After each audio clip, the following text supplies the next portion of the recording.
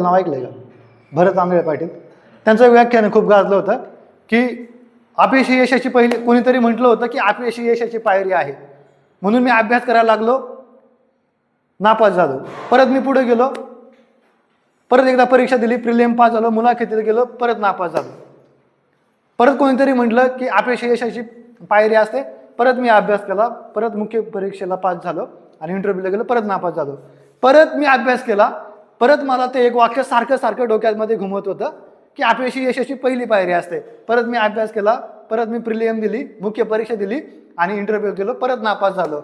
आणि नंतर मागं वळून बघतोय तर काय, मी अपयशाचा जिनाच चढून आलो होतो. ऐकलाय हा किस्सा?